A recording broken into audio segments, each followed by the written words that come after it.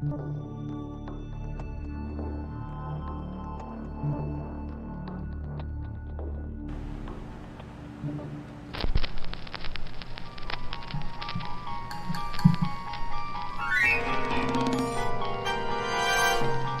to a world of thrills, a world of drama, of capes and tights, a world where death is a revolving door.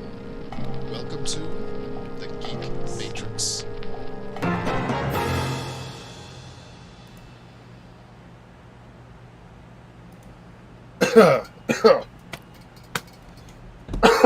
Sorry, welcome. Welcome to the Geek Matrix, DC Comics Review Show, episode number. Excuse me. What was it, six? Not six. God damn it, Rob. Not six. 211. 211. Rob has been living 4 years in the future for a while now. I don't know why.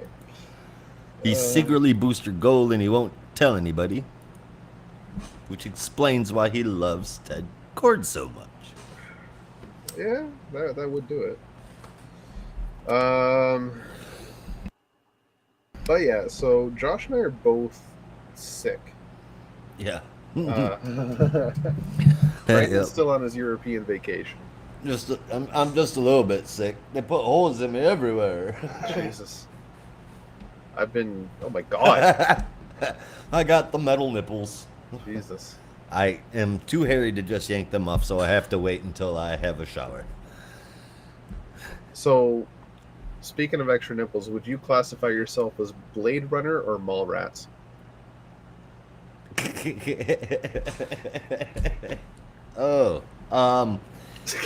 Kudos for getting that. Oh. That's a tough question, because I'm definitely not Blade Runner, but I don't want to say Mallrats. I mean, to be fair, that was just a pepperoni. I think it was... Ah, fuck, I don't remember their names now, the characters in that movie. Me either. Yeah. I remember your name. Yeah, I'm Rob. And I'm Josh. Hello. And we are... Sick Geek as fuck. Matrix. And sick as fuck. Yeah, Geek Matrix. Are you feeling any better? I'm feeling better. I'm not a little delirious anymore. I don't have fever and chills on and off throughout the day. It's it's devolved into just chest congestion, which is giving me the nastiest cough all day. Oh, I bet. Yeah. That's no fun. So, yeah, I'm dealing with that. How are you feeling? Yesterday I had the chills, the light sweats, wasn't feeling the greatest, a little sick to my stomach, and the doctor said, well, yeah, I understand why you went and you got a COVID test, but just letting you know that, sometimes that's a sign that you're going to have some problems with your heart, too. I'm like, everything's a sign you're going to have a problem with your heart, but, no, I don't feel sick anymore. Good. I don't have the chills. Good. After they gave me the double dose of adenosine, which is one less dose than it took before. Well, that's also good. Yeah. But I also called the ambulance and didn't sit around for an hour and see if it was going to get better this time. I just went. Yeah. Last time I waited an hour and then I called Holly and said, come get me. I was smarter this time. Yeah. But they hit me with the adenosine twice and monitored me for a little bit. All of my levels went back to normal after they stopped the heart and started it back up. So all is well now. I'm a little sore from the experience. Feels like you're getting kicked in the chest by a horse, but it feels a lot better than not waking up. Let me tell you that. Yeah, I can imagine. Supraventricular tachycardia. Jeez. It's like the bottom part of your heart decided to start playing drums in the middle of an acid trip. That's... It's really fucked up. At least you go out with style. Hey!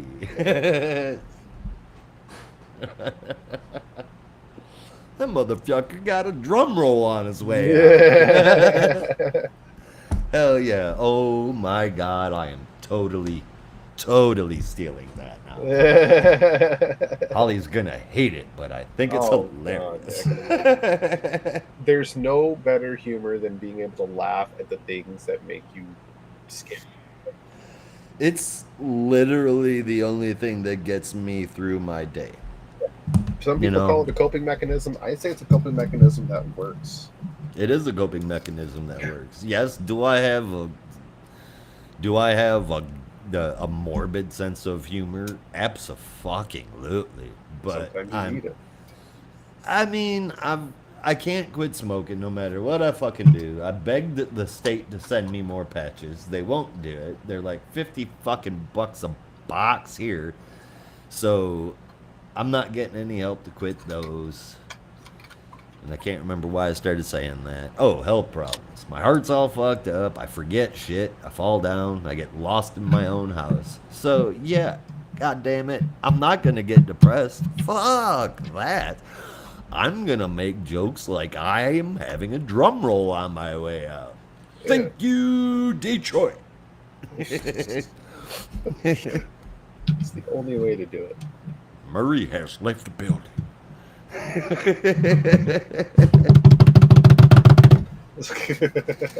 Oh, that makes me happy. Thank you for that. You're Best welcome. thing all day. But I will tell you that this week of books. Yeah. Wow. Yeah. So much so that we haven't even been able to get through all of them because we've been sick as fuck. Very, very, very surprising week. I was sitting around waiting in the hospital. I managed C4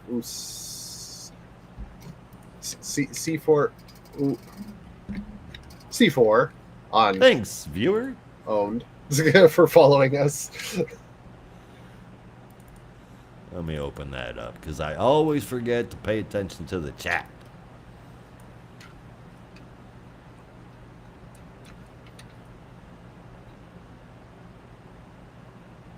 Usama? I don't know. I'm just going to call you C4. That works. But in any case, thanks for watching. Yes. I'm Rob. This is Josh. No, that's Rob. I'm Josh. What the fuck is wrong with you? Episode 212. Rob, what books are we covering today? 212. Is it 212? So I said 211 at the start, and you said, yeah. Well, I think I was just happy you got the two-part right. Yeah. It is episode 212. 212. Okay. Excuse me. So yeah, my chest is congested, so bear with me. My nose a little stuffed, so I might sound nasally. Happens to the best of us. I'll do my best. We had some honorable mentions, but as we've already said, we've been sick as fuck, so we haven't really had a chance to read many of them. But I sped read them. Oh, okay. I haven't gotten a chance to read anything besides the books we're covering. All right. I was very out of it yesterday. Indeed. I did speed read through them. So I do have a little bit to share about them. First up is Dark Knights of Steel Allwinter, number 2. I recently read someone calling this DC's answer to Game of Thrones. Well, there's no Starbucks coffee cup, and the White Walkers beyond the wall are not knocking, but I can see where they get that from. And honestly, this has better writing. And I'm not shitting on Game of Thrones. That was a well-written show. I really enjoyed this issue. Gave it an 8.25 out of 10. Next up, our normal reviews. Some of them did get pushed into here because, again, sick and a time crunch. So first up, Batman, Superman, World's Finest, number 30. A murder mystery of a different kind with the first go-round of the Trinity. Bruce, Clark, and Diana teaming up officially for the first time.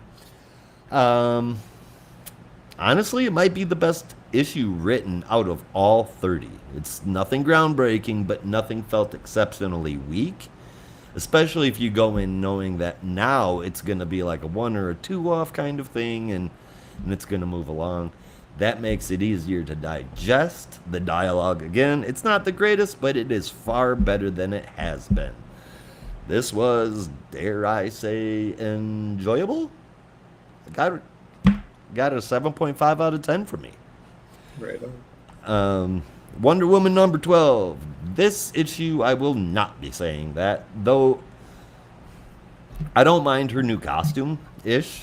I do mind that she's speaking like she's trying to sound like she's in ancient Greece, like she's in some 1960s movie. It falls flat. She doesn't speak like that. She hasn't spoke like that in a very long time. And I also don't see a reason to guide Damien for Diana. That makes no sense, and it's a large part of this issue. To me, that shows how little is thought of Damian Wayne and the Bat family. They're nothing but plot fodder. It looks great.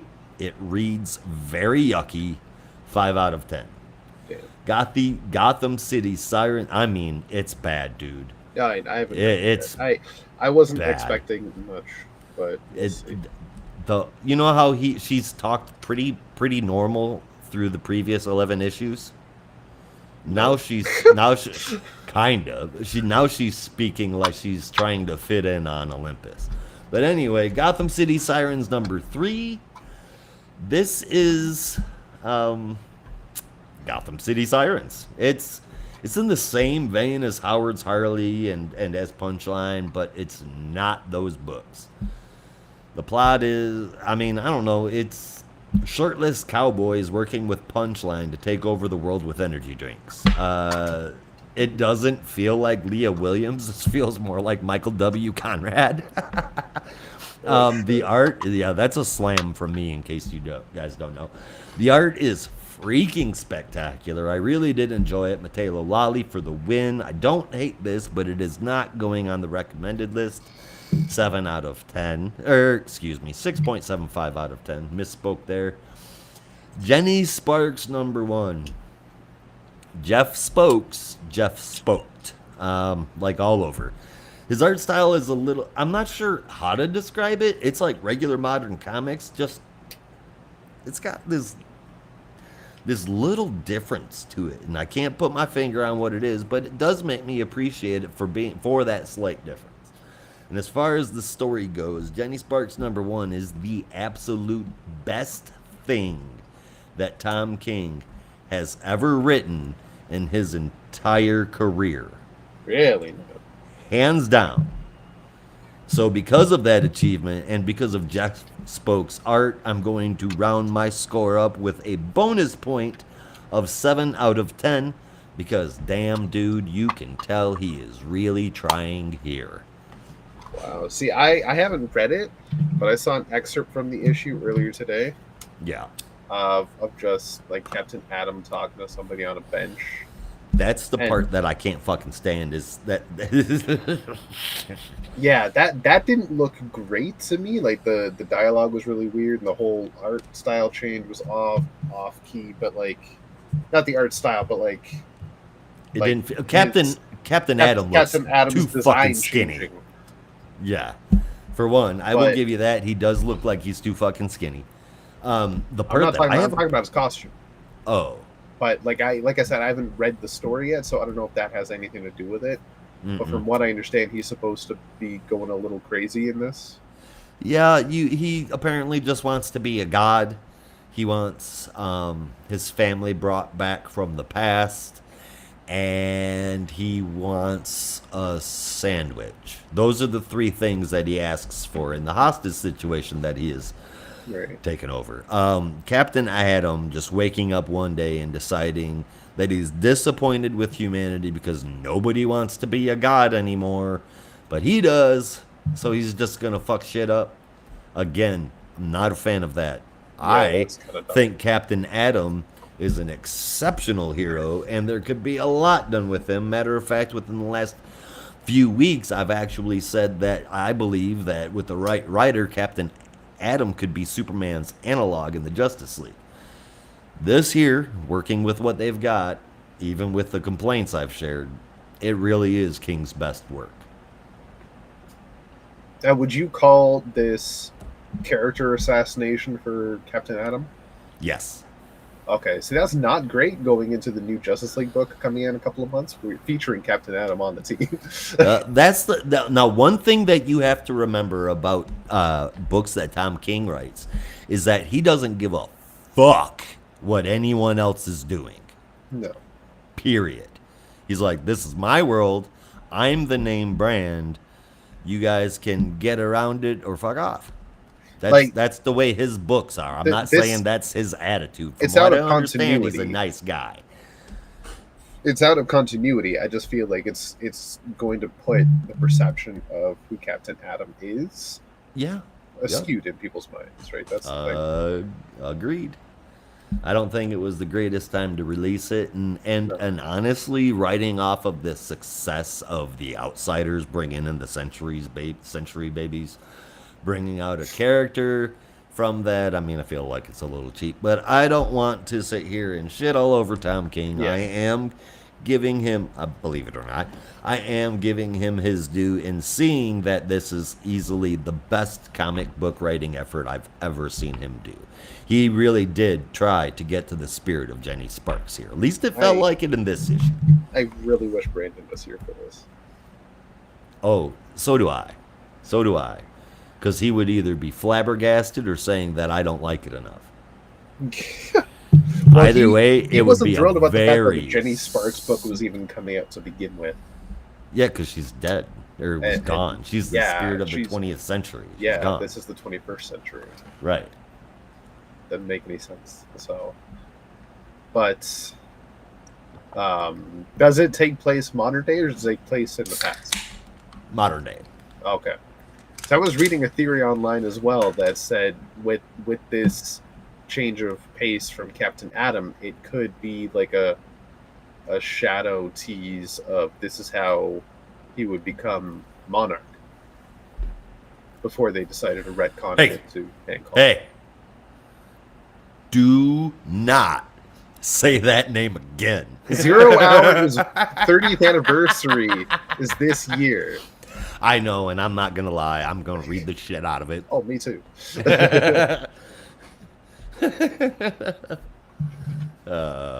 It definitely could be, though. Yeah. Going to get Wave Rider and everything. Oh, man. Speaking of which, I need to get a Wave Rider action figure still to go with my future. Good luck. No, don't have those. There's McFarlane. Shut up. For real? Yeah, it was like months ago. McFarlane. No, I completely missed that then.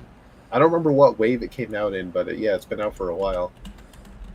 I need to get one. I've just been putting it off. Like, my local GameStop has tons. I've just been putting it off.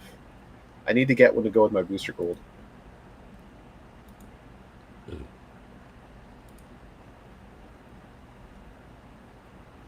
So was there a platinum version of this or no? No. Okay.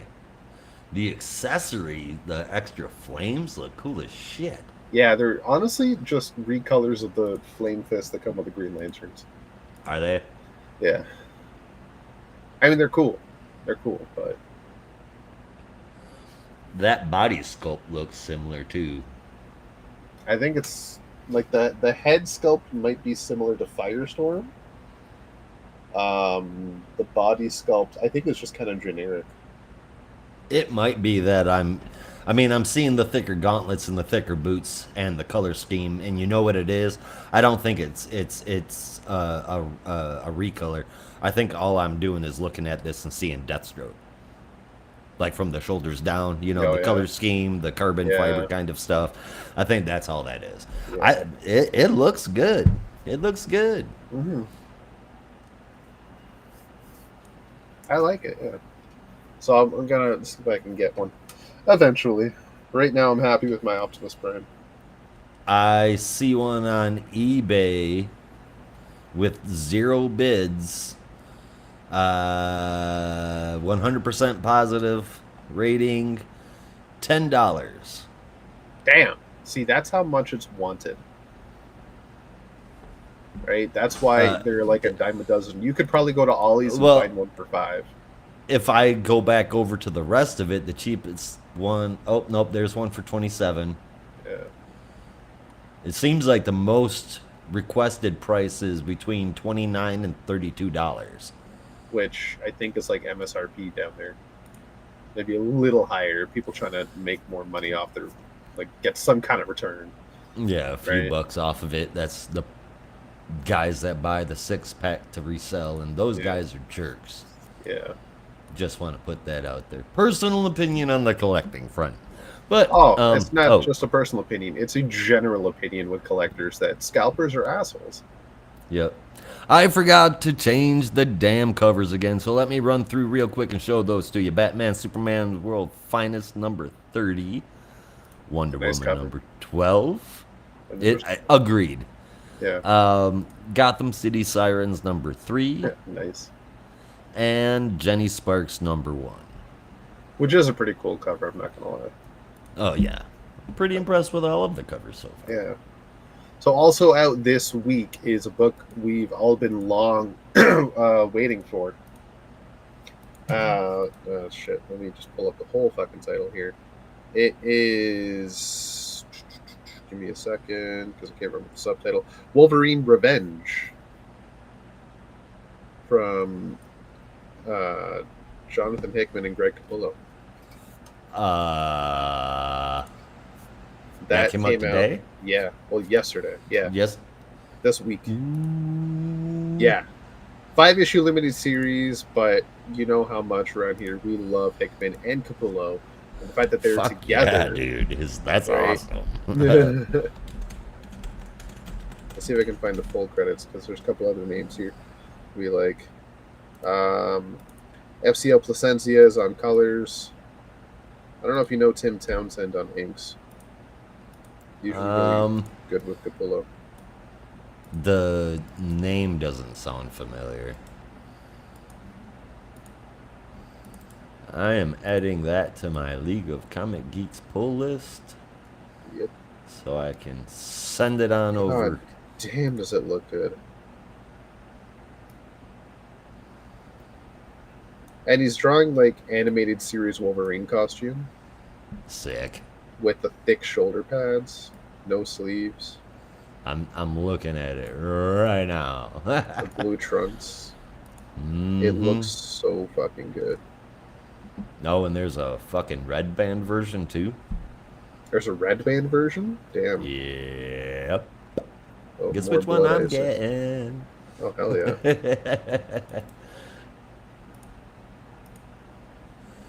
All right, those are added. Now, I suppose, before we jump into books, should we jump into commercial? Well, before that, I want a little bit of personal news. Shoot it, man. Okay, I got to stop flipping through this issue. Fan Expo this weekend for me. Oh, that's right. Finally going to get to meet Jeff Johns.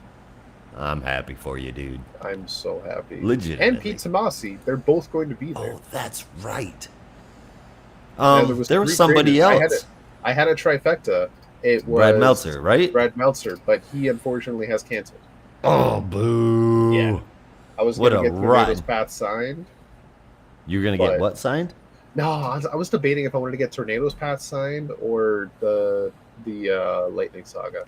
The Lightning Saga, duh. Yeah, because if I get the Lightning Saga signed, I can get the signed by both Jeff Johns and Brad Meltzer. Exactly. And get both at once. Like, that would have been perfect. But Brad Meltzer's not going to be there, so debating if I get the Lightning Saga, because I have so many Green Lantern comics from Jeff Johns that I could get him to sign.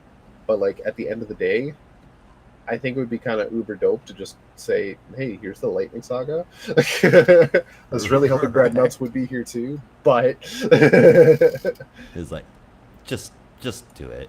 Because like 90% of the stuff that's going to show up on his table for signatures is Green Lantern. Oh yeah, for sure. That's or easily, Justice Society. Or well, I want to say maybe more Green Lantern because that is definitely way more Green Lantern. What he is most known for is his Green Lantern run. I would say that his Titans run and JSA run are both really good, but they're not what put him on the map in the 2000s. No, not at all. No. I'm just like Green Lantern and then JSA. I don't imagine anybody would walk up with a Shazam thing. Not trying to shit on that, but I just don't think that he would. They would. No. Well, there might be a couple people. You never know. There's not going to be any. There's not going to be anybody lining up to get 3 Jokers autographed. Yeah. That's a bummer Brad Meltzer's not going to be there, but I am glad that you're going to be able to see, if I'm not mistaken, your favorite comic creator, or at least your top 3 with Pete Tomasi. Yes. Definitely in the top 3. I knew it. It does combine. Sorry, I'm discovering things about my Optimus as I talk. Captain Planet. Yeah, no, he's definitely one of my, well, like, I want to say yes because he put Green Lantern on the map, and I really enjoy anything he does with JSA. But there have been other books that have been like so-so. So I'm not gonna say like he's top Super 3, Sons. Maybe top 5. Top 5, okay. I'm talking about Jeff Johns. Oh, like, Tomasi is top 3. No, Tomasi is who I was talking about. Oh, okay. I thought you were talking about Jeff Johns. Tomasi is top 3. Top 3 is Tomasi, Dan Jurgens, and I'd have to think about the third one. Oh, shit. Wow, why can't I think of his name? Oh, Saga, Why the Last Man, Runaways. Oh, for fuck's sake. Jeez. Oh my god, I have read Why the Last Man fucking all the way through like 3 times. Well, of course, his name is covered up everywhere I look. Brian K. Vaughan. Christ. Thank you. Yes, Brian K. Vaughan. I'm going to say for amazing. Now, just off the top of my head, top 3, he might be number 4. I'd have to think a little harder, but off the top of my head, Dan Jurgens, Pete Tomasi, and Brian K. Vaughan. Hell yeah. Maybe, just maybe. Now you got me thinking.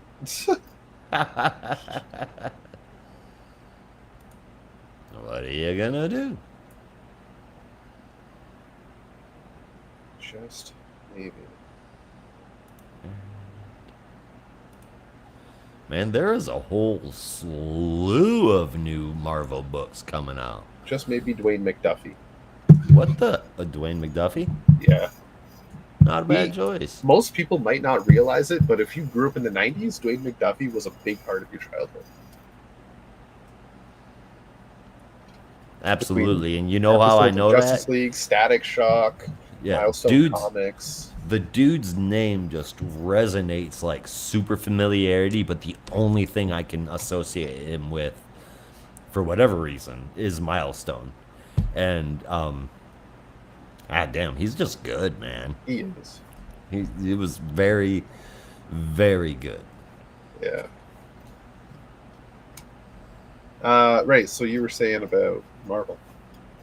Oh, just that there's like a ridiculous amount of new books that are coming out this week. Yeah. That's like that most weeks.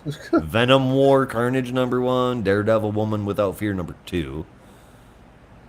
Predator versus Black Panther #1. What is going on with Venom War? You got Venomous #1, Revenge #1. Looked too far into that, but it's fucked if I know. There's some new war with symbiotes. I don't know. It's like, give him a break, man. Didn't they just get done with Cole? No. King, no. No. Whatever. Yeah. King Null. Cole. Oh yeah, Cole is DC. My bad. Yeah. Like the cool thing though, spoiler alert for people that are interested and haven't read it yet, the very first issue had Peter rebonding with the Venom symbiote. Oh wow. Yeah. No shit. Yeah. Well, that's different.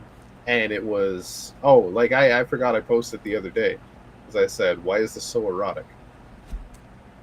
Because I didn't realize that was out erotic. of a. Yeah, that was spider-erotic. Yeah, it was quite erotic.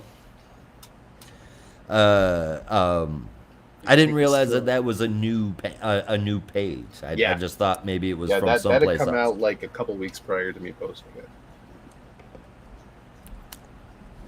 Wow. Yeah. So that's happened. But yeah, no, that's Marvel generally. Well, I just thought there was a whole bunch of new series coming out. I was sitting here looking at the release lists because you told me about Wolverine Revenge, and I'm like, damn, there is a buttload of stuff going on, but apparently not.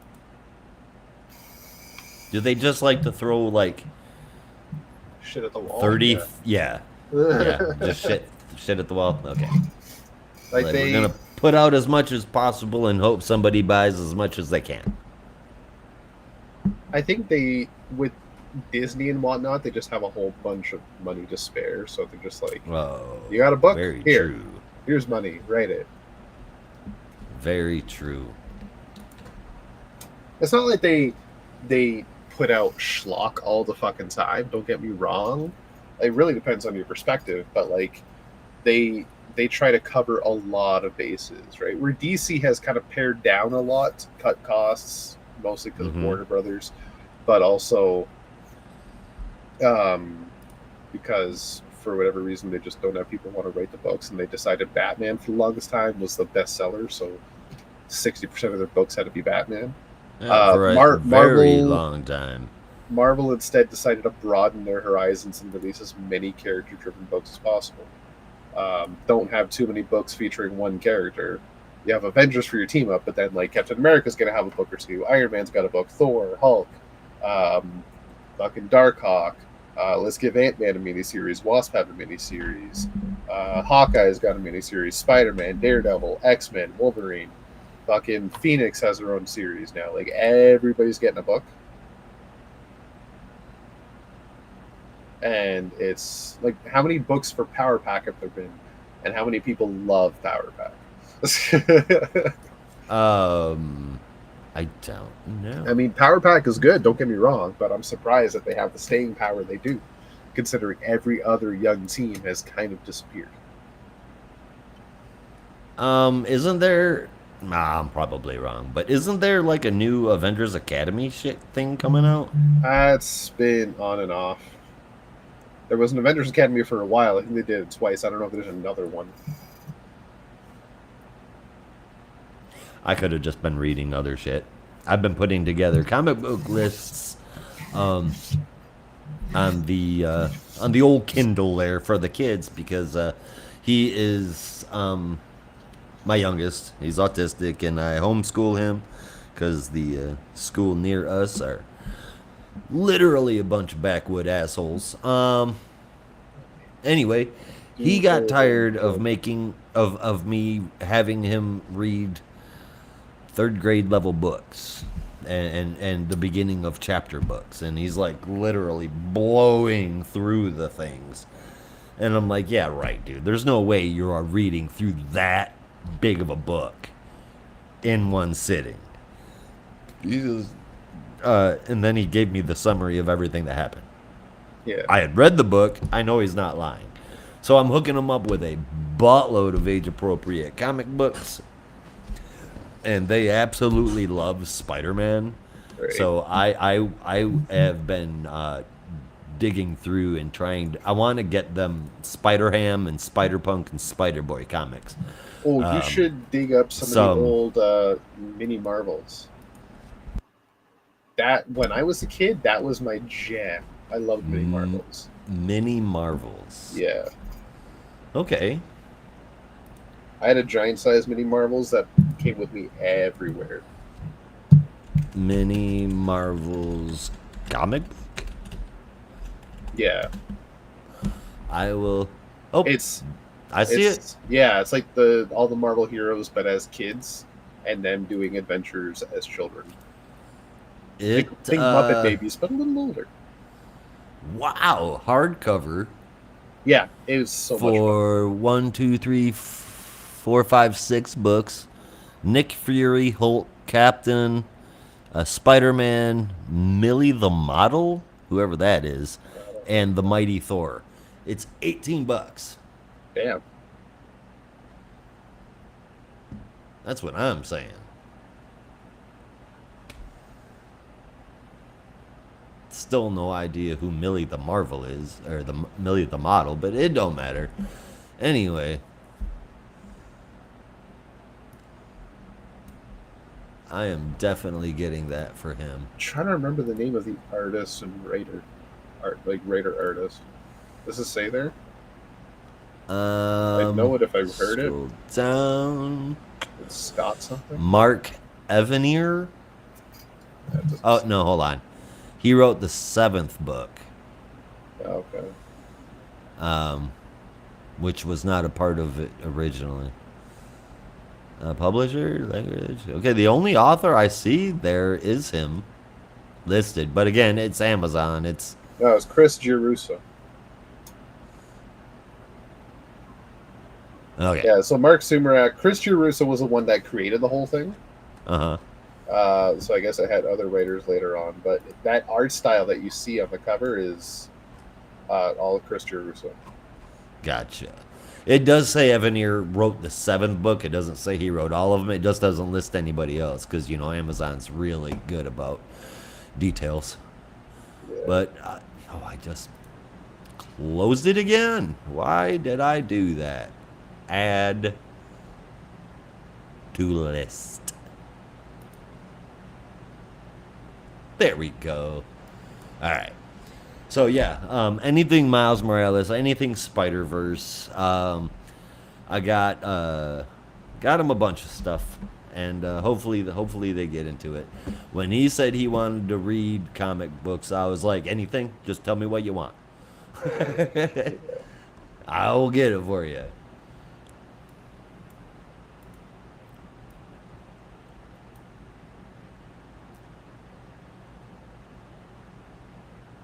Yeah, this is okay. I'm gonna send you. This is exactly the issue I had, because I remember some of these stories. All right, and for those of you who are curious, Winnie the Pooh Demon Hunter #3 will be coming out next week. As Winnie the Pooh versus Bambi #4 came out last month and ended the miniseries. Yes. Completely stupid. But Winnie the Pooh is in public domain. Yeah. Cool. Yeah, I think he is gonna like that. That's cool. Thank you very much. Oh, happy to help. He's really enjoying Primer, so that works out for me. Yeah, this just to reiterate, Mini Marvels, for anybody that hasn't heard of it or is curious, it's basically like newspaper comic strips if they were Marvel Comics heroes, but as children. Is the best way to describe it. Sounds great for a freaking 8-year-old to get into comics with. That's how I did it. Like, all aboard. Here we go. First it'll be Mini Marvels, then it'll be Daredevil. If I'm able to get them out, it'll be sex criminals. You never know. Not before 16. God damn it. Yeah. But, Okay, yeah, he's already digging Primer. He already likes Wayne Family Adventures. Yeah. And I got him the entire miniseries of Batmite. Oh, nice. He gobbled it up super fast. So far, that's his favorite. I didn't have the heart to tell him that shit gets on my nerves. Just watching him enjoy reading made it all worth it for sure. I mean, that's good. All right, so with that, yeah, I guess we should take a quick commercial break. All right, fine. No, that's actually a great idea. So let's go ahead and take a commercial break, and then we will come back real quick in like 2 seconds to cover some comic books for you. Commercial break for our Spotify listeners. And we're done. Look at that. Welcome back, everybody. 1 second. No. Oh, okay. We're back. We're back. Ugh. God, I hope I'm better for fucking Saturday, man.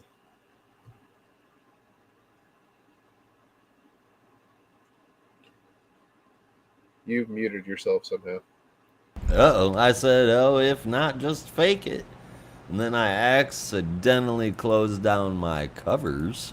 Yeah, I don't know why you did that. And you think I do? All right. Let's just go ahead and jump into it then. Alrighty. This is Nightwing. Fallen Grayson, part 4 of 5, written by Tom Taylor, art from Bruno Redondo with inks by Ciao Felipe on pages 9, 12 to 14, 16, and 22, and colors from Adriano Lucas, lettering from Wes Abbott, and the cover, of course, again, from Bruno Redondo, if you couldn't tell by the art style. It's Nightwing. He's still in Nanda Parbat, working with Deadman to overcome his fear of heights. Deadman is working through some things with Dick, including exposure therapy and a bath with candle and flowers. For the first time in a long time. With Dick. Oh, Rob, and you yell at me for my dick jokes. Oh, it would totally. I don't have my soundboard up. Damn it. I do love a good dick joke. Sorry. I don't have the sound effect.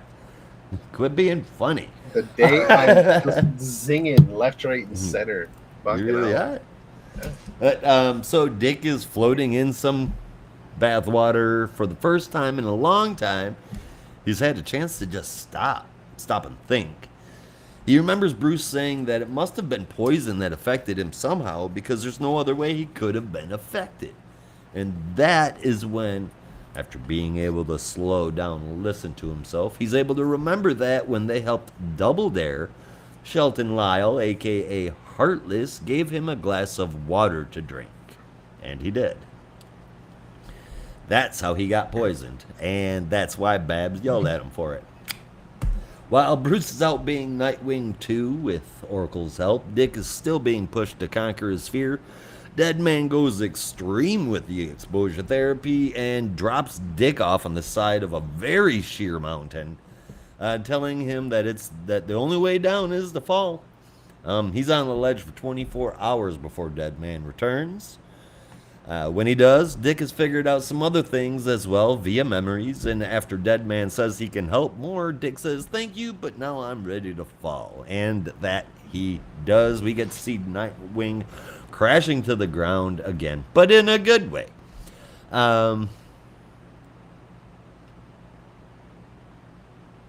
So Dick returns home to Babs and Bruce, and they catch up with what's going on. Bruce tracked down the poison to Lyle's company and knows that all of his employees work for him because their kids have been kidnapped by Heartless.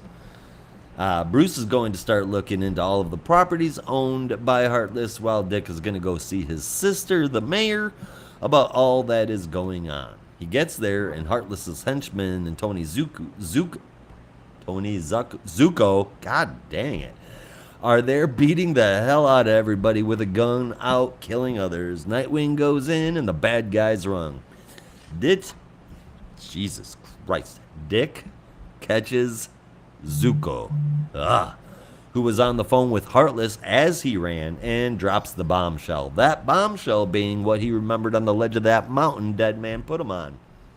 See, Nightwing's got camera footage of Zuko from when Dick's parents were murdered.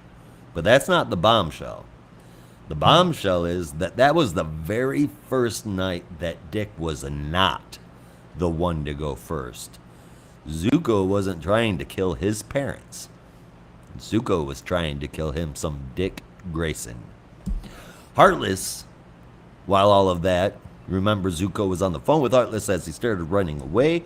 Heartless is still on the line, and the weird part is he's listening, and he seems a little confused / perhaps upset about this little nugget of information from Tony Zuko. Or about Tony Zuko, I should say. So, I couldn't tell you what the hell's coming next, not even close. But what I can tell you is that I am damn excited to find out what the hell it is. The art is always amazing here. I know we always say that about Redondo, but it really truly is. The colors and the shadow and the light, and in this issue, the inks, Redondo, Lucas, excuse me, and Felipe really shine here. And it all looks amazing, and the damn story is somehow even better. There were a couple of panels that I wasn't fully impressed with, like when Dick dodged a punch from Zuko towards the end of the book. But overall, hell, I have to give this a 9 out of 10. Hell yeah. There's no other choice. So I will say for the remainder of the show, keep in mind, as I've said a couple times now, I'm sick as a dog, and I've been in and out of fevers all week. So while I did read the required reading, my reviews are going to be a little iffy. So hey, shit happens. Yeah.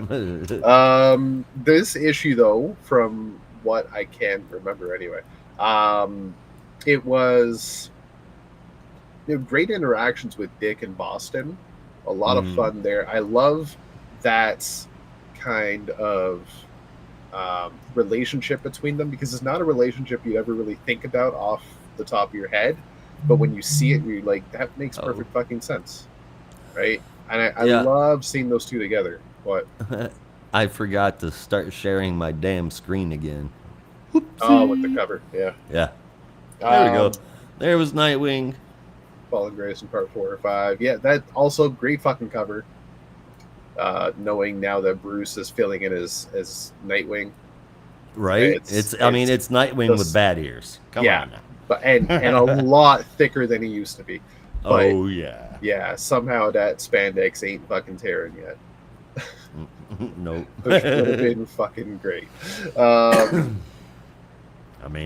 There's been fan art. Somebody showed me. I just need, like, next issue, if Dick puts on that suit again, to just be like, this doesn't fit anymore. Bruce, you owe me a new suit. Just falls right off. Be fucking great. But, so that relationship that him and Boston have, you just see it and you're like, this makes perfect sense. I love it. Oh yeah, it does.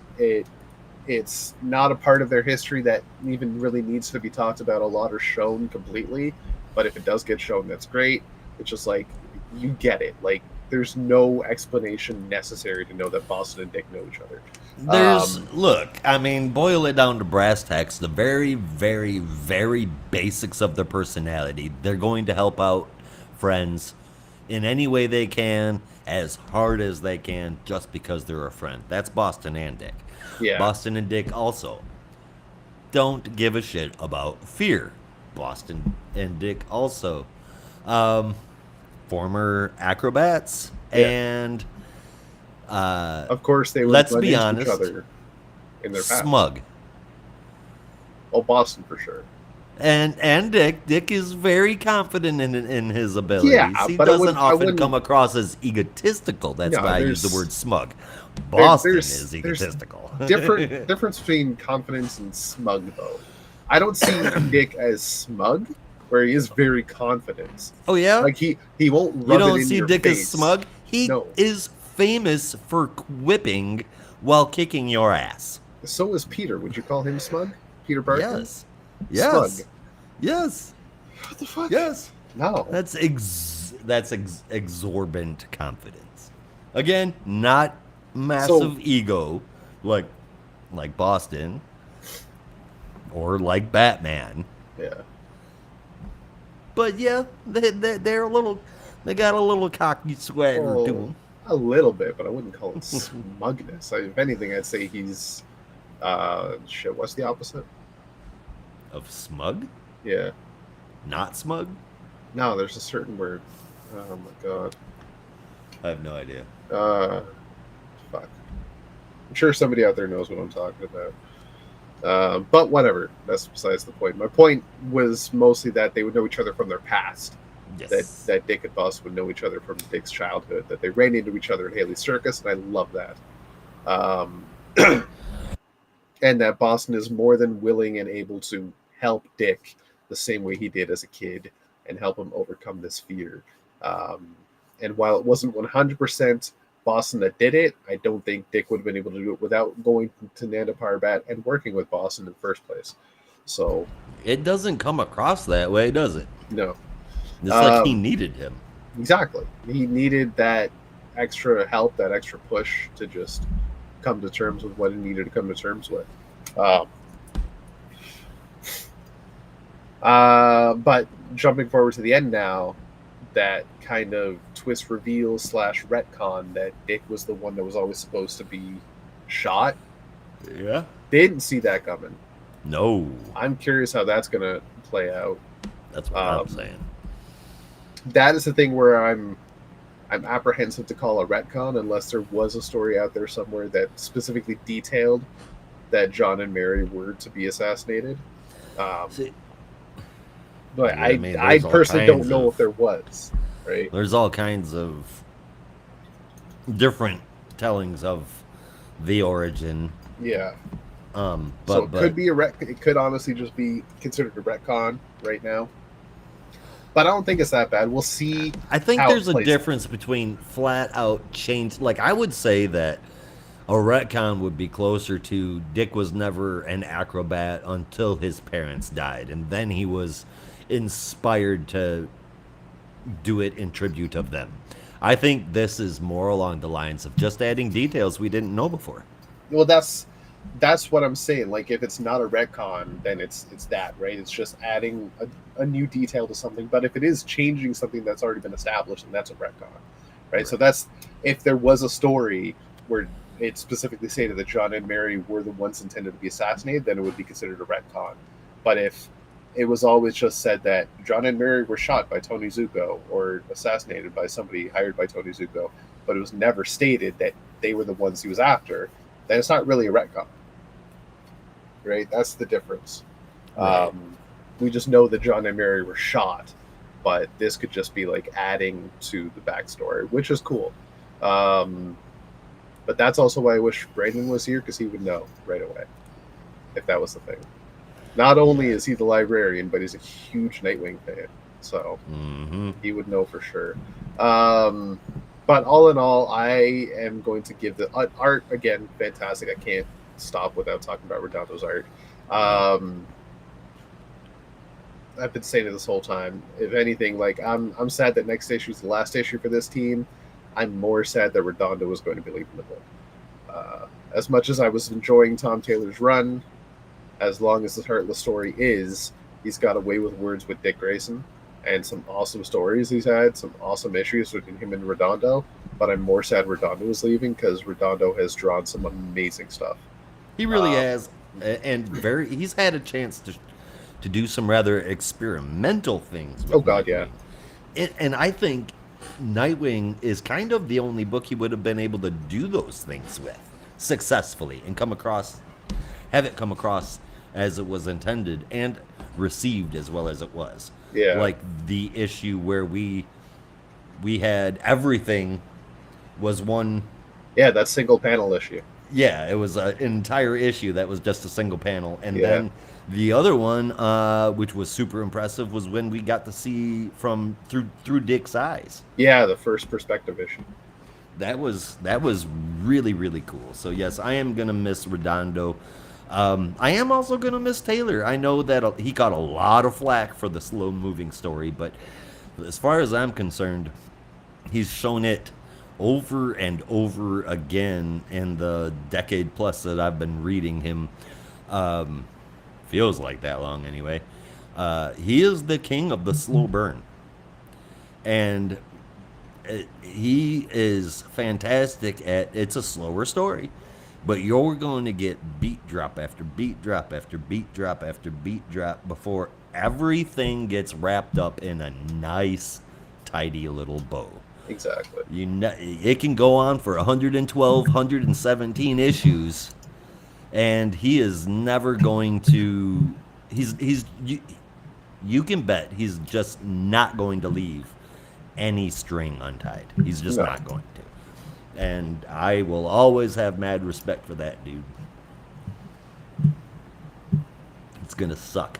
Who's taking up the reins on Nightwing, or is Nightwing going pause? No, it's not getting paused. I don't remember, but if you give me a second, I can look it up.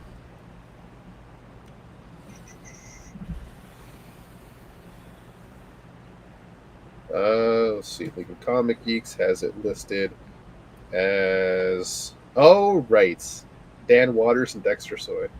Oh, that's right. Oh my God, it's gonna look great and be weird as hell. Yeah, I'm cool with it. I can't believe I forgot about that, but I'm gonna blame it on my sickness. Because he had Dan Waters did the backup story featuring Nightwing in the last issue of Detective Comics. Yep.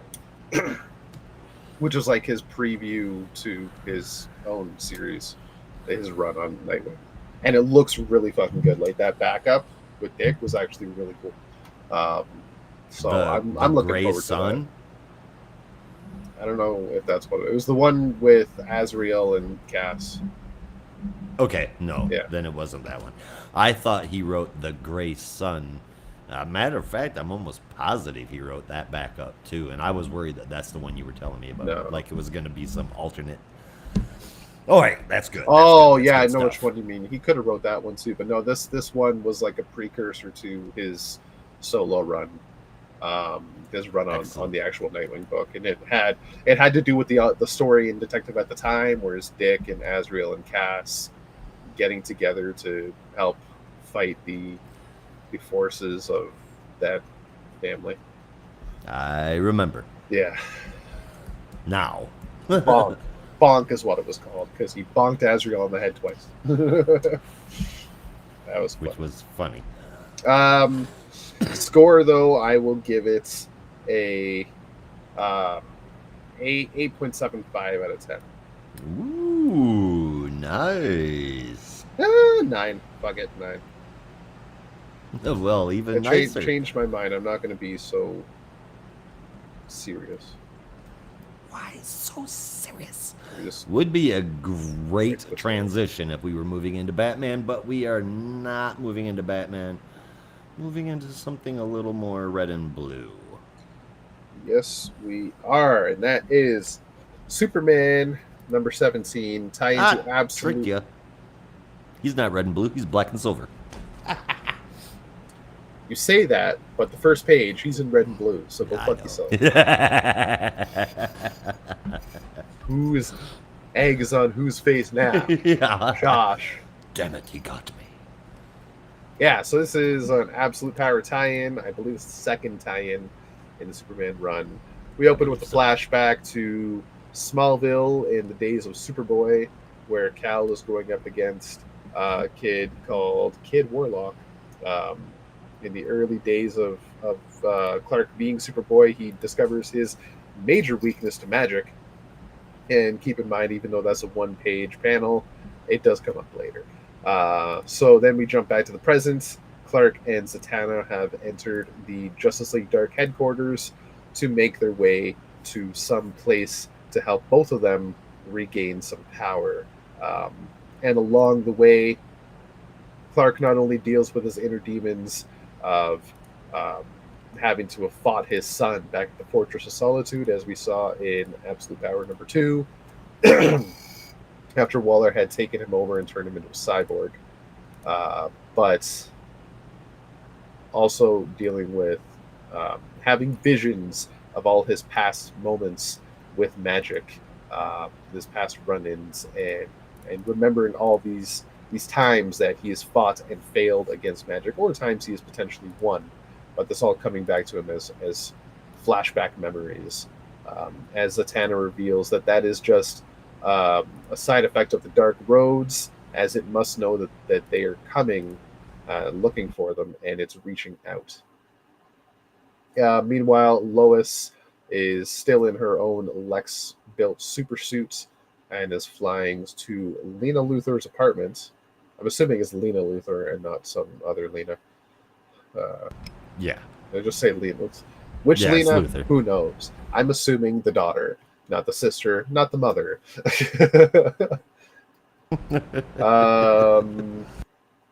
Yeah, that family needs another name for the women. Hey, I just want to look. I 100% agree with you. You know how I am about characters sharing the same names. Secret identity or super identity, it doesn't matter.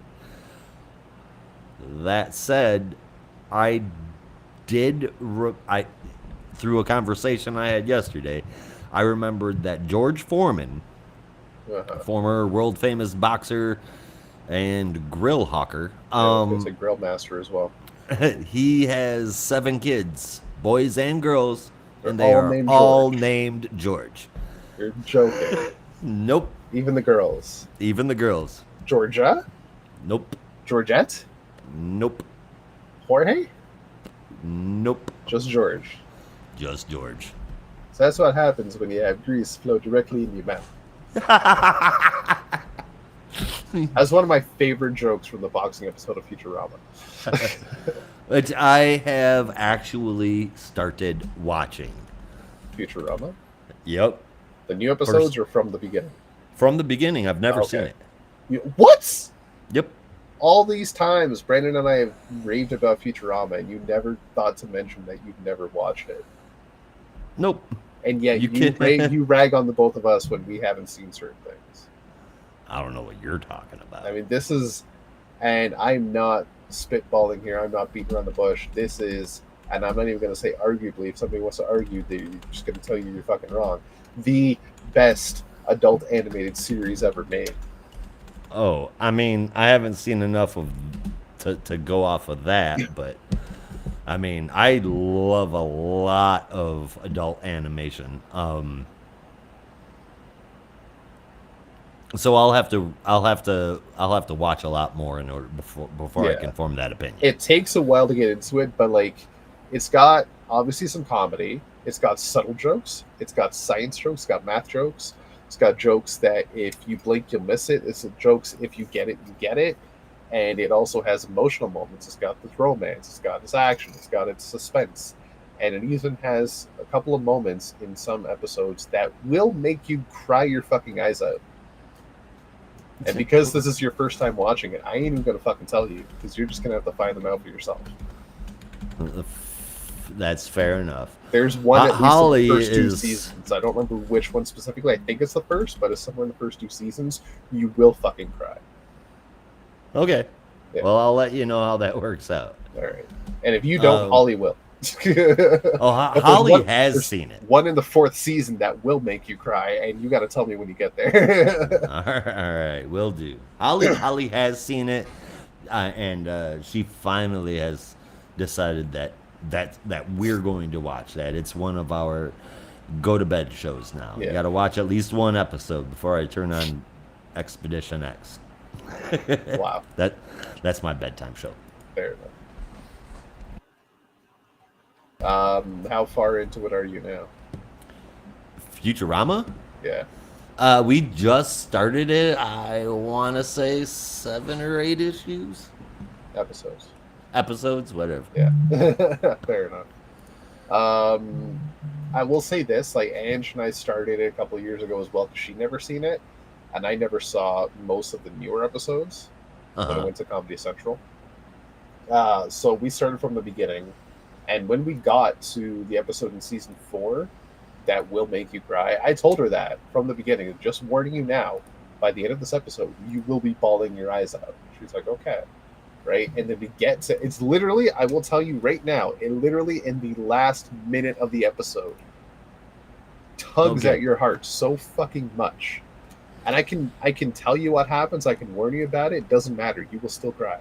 I am okay, the only thing that I really need to know is, am I gonna catch shit if I don't cry?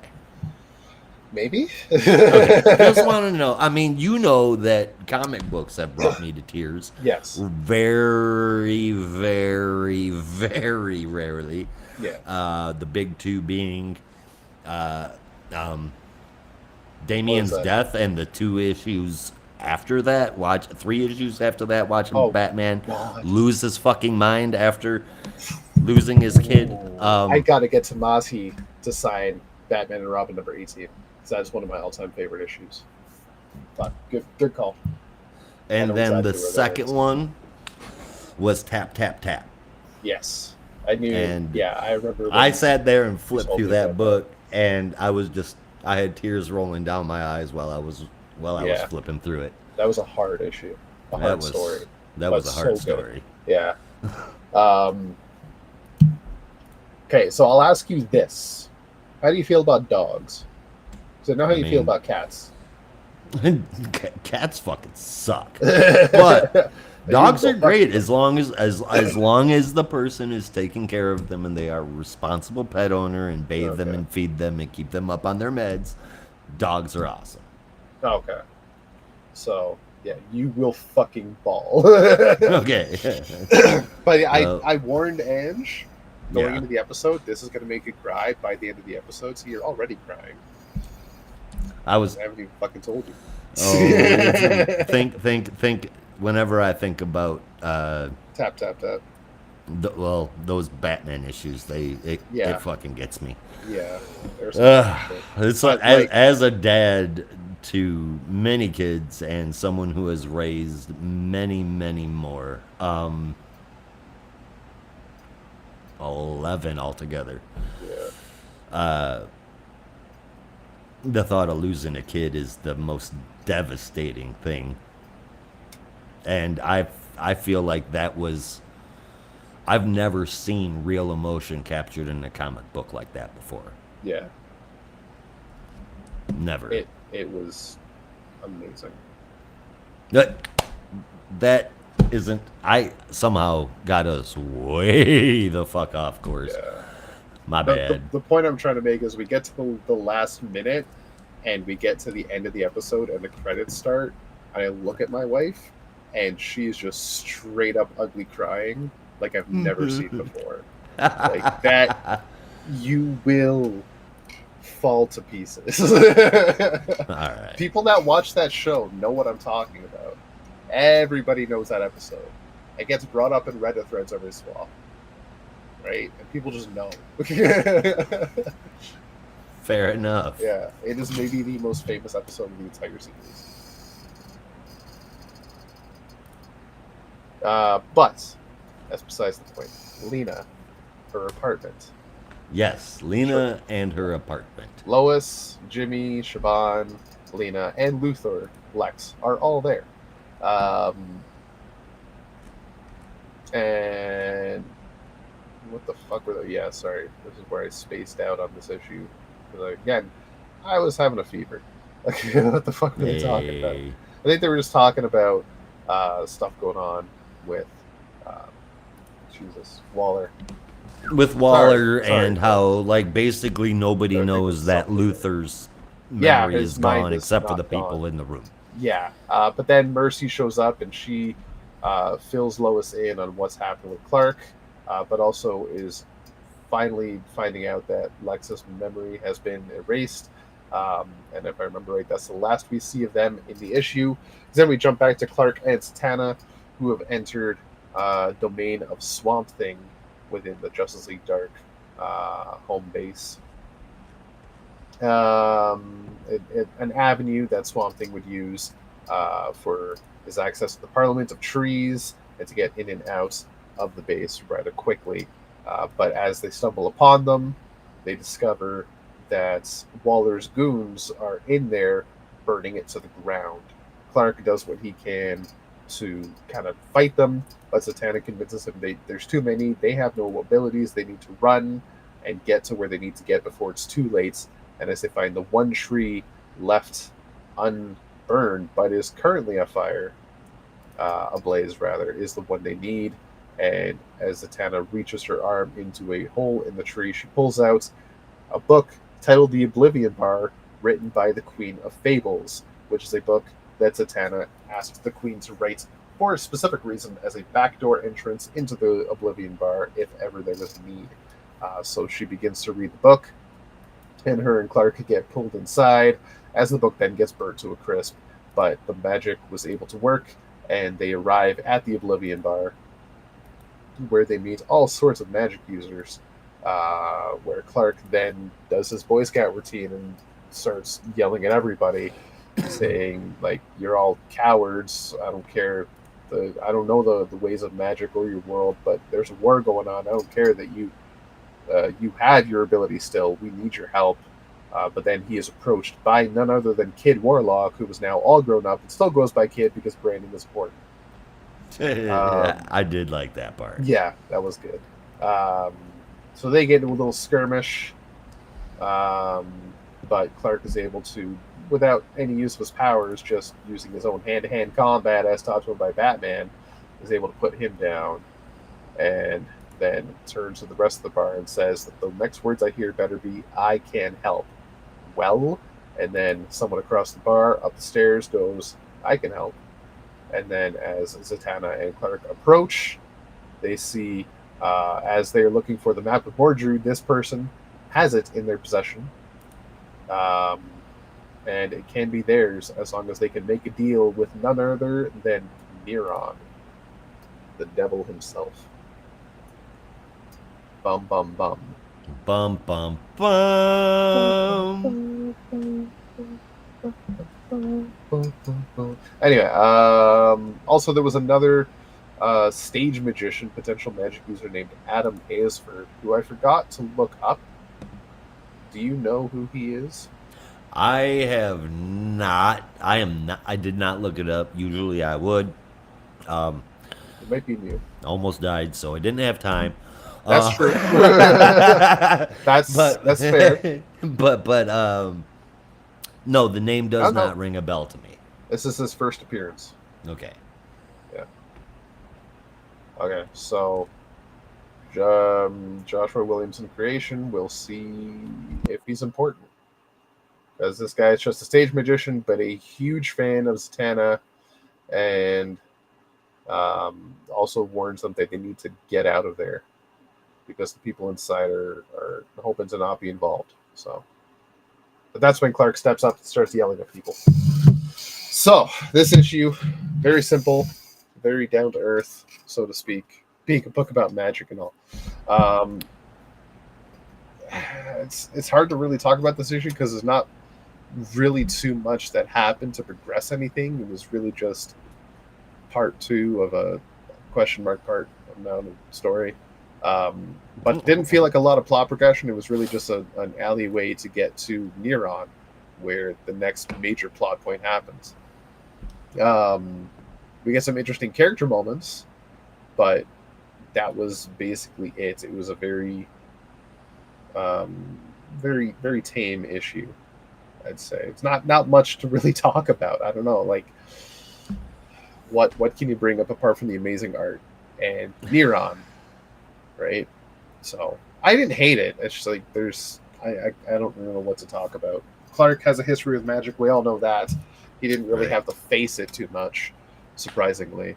I guess people know and respect the name of Superman as it is, but they also get stopped by Neron. So I'm more curious why the fuck Neron is even in the Oblivion Bar in the first place. Hiding, because he got his ass kicked in hell. By who? Because Blaze took over when he was the king. Raven helped Blaze take over in hell when the Titans went to hell to hack their Wi-Fi. I don't know if you remember that shit or not. Yeah, I But remember that now. Yeah, I that forgot did he happen. did get kicked out. I thought, why is he hiding from Waller? Like, and why would he hide there? It's not like Waller can get to hell, but I'd imagine the afterlife is the one place Amanda Waller can't touch. There's got to be We something. don't know. But yeah, I forgot about that. He got his ass beat straight out of the realm. So okay, that makes sense. Yes, sir. Okay, fair enough. Yeah, Yeah. yeah, that's Yeah. about it. That's about it. The one thing I will say is, like, despite the fact that we saw it during that what the hell was it called, night terrors last year, Yes. when they're in the Justice League Dark, when someone that's not a magic user is not supposed to be in the Justice League Dark domain, it's just a giant maze that they need to traverse. And Zatanna mentions it again here, and then 2 pages later, we see a bunch of Amanda Waller's forces burning things down. How the fuck did they get there? That's the thing. So it makes none of the sense. Yeah, but the art is stellar, and the character moments were cool. So, and I'm curious what's going to happen with Neron. If this turns into a one more day scenario, I'm quitting. Did that once, never doing it again. No, thank you. Yeah, because then we're going to get 20 years of shitty Superman, and I don't want that. Oh, we're working on it, though. Yeah. Don't kill me, Glenn. I think if there is a one more day scenario, Glenn might quit comics. I don't know. I don't know how much Glenn knows about One More Day, or if he even read it. I imagine every major comic reader, longtime comic reader, knows about One More Day at this point. Yeah, but like Glenn is pretty DC from what I understand. He's very DC, but he is also a man who has rage quit twice before with one of the biggest collection of Superman comics that might even rival Joshua Williamson's collection. Yeah. Which is like Joshua Williamson's Superman collection is bigger than Philip Kennedy Johnson's Superman collection. And I think Glenn beats Joshua Williams, if I'm not mistaken. But I mean, if you have to rage quit, you have to rage quit. Yeah, I get that. I rage quit Green Lantern at one point. Yeesh. Yeah. Wait, was it during Morrison and Sharp? Yeah. You suck. Well, it wasn't a rage quit. It was more just like, fuck this. Confused quit. Yeah, I got you. I'm lost. I give up. I got you. But yeah, no, this issue I will give, I'll call it a 7. A 7? A 7. Well, I only got one problem with the story, and the rest is passable. So, ish. And the art's good. Like, there was nothing else in the issue I would say was fucking horrible or bad or dumb. But it's just not much to talk about.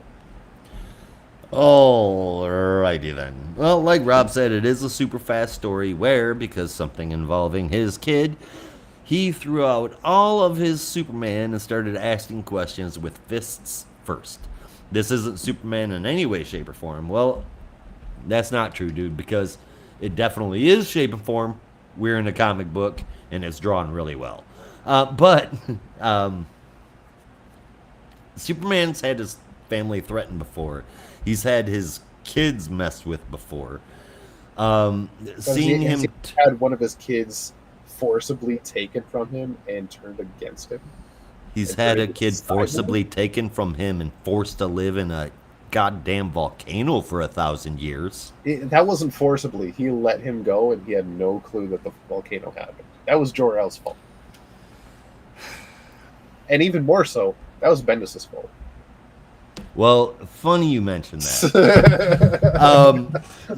Look, flat out, seeing him turn into 1992 Guy Gardner was really fucking dumb. I mean, realistically speaking, sure, I would be the same fucking way, but I'm not an established comic book character that other people keep messing with the personalities of. Actually, that's misleading. Very few people mess with his personality. Shit, even Bendis got his personality right. But he did. He didn't get anything else right, but he got Superman's personality right. That's it. I know Williamson is a major Superman fan, but I feel like he's pandering to a certain kind of fluff audience, somebody who doesn't want to get involved in the storylines and has no problem reading two issues of an event and then never giving a shit about it again, going back 2 years and buying another comic book. Those aren't the kind of people that should be reading comic books to the point where they are affecting sales or the way that they're created. I just don't like it. I'm not going to be able to get around that. Jamal Campbell's art, it's always phenomenal. But ending the issue with a mysterious trade that they have to make with Neron and then saying at the bottom, what can they trade? Oh, yeah. And then that's the caption. That was weird as well, too. I wish I could say that there was at least a fun read or something, but it was Superman running and punching his way through everything. That was all the substance that this issue had. I'm doing my best to be as nice as possible this week, and I am a major Jamal Campbell fan. I'll tell you this, though. I was not a Jamal Campbell fan when I started this podcast. Why? Jamal Campbell used to draw people with 5, 6, or 7 heads. He's completely worked that out now. But I don't know what that means. His forehead. Okay, forehead. Oh, 6 heads. That's like, okay. Yeah. But he's improved so much, and he's definitely top tier talent, man. I'm gonna give it a 6 out of 10. Fair enough. I got that. Oh, also I forgot to send it to you. What's that? Ricochet has landed a multi-year deal with AEW. Oh, yeah? Yeah. Gonna be a lot of classic matches coming. I hope so. Look, there ain't nobody that can touch Ricochet. Nobody that can touch Ricochet. Correction. Let me say it again. Nobody that can touch Ricochet in aerial or quick lightning performances. The closest person to put on a spectacular match with Ricochet is going to be Will Ospreay. Thank you. I was going to say, correction, there's one person. That's Will Ospreay. Did I not show you the match they had? Yeah. At like the World Cup 2016? Yep. Yeah. Sure did. Yeah. They were And on par with each other. It was that match that made me respect Will Ospreay. Yeah, that was like my intro to Will Ospreay. Woo. And after that, it was like, I gotta watch this guy. Definitely. Yeah. So. Yeah. So, that was Superman. That was Superman. Speaking of magic. Oh, yeah, definitely, eh? Let's go ahead, because we've got Magic Bound. It is Titans number 14. Written by Tom Taylor, art from Lucas Meyer with Adriano Lucas colors. Letter from Wes Abbott and Lucas Meyer and Marcelo Mialo on the cover. So, the Titans have gathered in Dick's secret hole, and him and Cyborg... Hold on. I'm going to change that. Room. Okay, let me start that over. The Titans have gathered in Dick's secret room, not hole, and him and Cyborg are sharing the evidence against Raven. They know that they have to move fast and as a team or they don't have a chance. She is their powerhouse. They do exactly that with an amazing plan, but when they rush into Raven's room, in stands her 2 demon brothers, as well as the Spectre. They are working together to stop Raven, the Darkwing Queen. Raven felt that trio coming and ran, which means Had the Spectre not gotten involved, the Titans could have ended this whole fucking thing right there. Leave it to heaven and hell to fuck shit up. Right, Neil Gaiman? Anyway, Cyborg uses every satellite around the planet to track her down. I understood that reference. But good. I'm glad you're reading Gaiman. That it's I guess if I know that, that's a good element, isn't it? Indeed. So Cyborg uses every satellite on the planet to track Raven down, but it's not like she was hiding. She's out in the open, fighting with her demon brothers. The battle ends when Raven reaches into a portal and pulls out Trigon's staff. She then throws some pretty demeaning insults at her brothers before trapping them in soul gems just like Rachel. And that's when she says, only one more to go. And that's when the Titans show up and seem to be, Beast Boy especially, getting through to Raven. It just the tiniest of cracks through the dialogue. And then guess what happens? The Spectre decides that fucking shit up one time just wasn't enough. He shows up with his flaming sword and cuts Raven in half at the hips. She crashes. I have a question first. Sure. Since when does the Spectre have a flaming sword? Oh, he's had a flaming sword on and off for a while. Oh, okay. Because I think this is the first time, at least in my memory, that I have seen it with it. I mean, it makes sense. Flaming swords and all that. I mean, it's green like Spectre, and then Michelangelo's flaming sword. Yeah. Of vengeance. So Azrael, angels. Yeah, it's a whole big thing. I get it. Just I've never seen him use one. Well, that's what happens. He uses it, and then he cleaves Rachel right in half at the hips. So that was kind of rude. She crashes to the ground. She calls forth Garfield, Beast Boy, and gets a little smarmy as she thinks very little of the Spectre. She's like, Garfield, just kidding. He looks smug back there, don't he? I'm gonna fuck him up now. That's basically what we got. She turns around, having grown her body back together, while talking smack. That's when she says, God's vengeance sounds useful, and then traps him in a soul gem as well.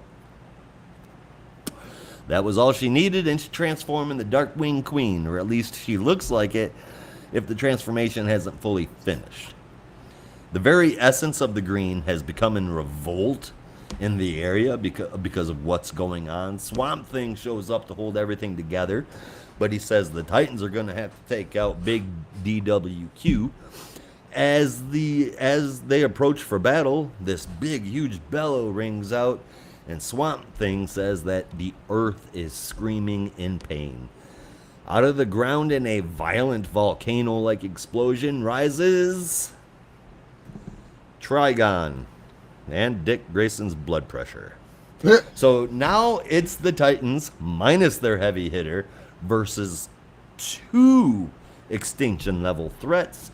Dick calls in on Channel Omega, the oh guys, oh shit channel, and says that they need every hero on Earth.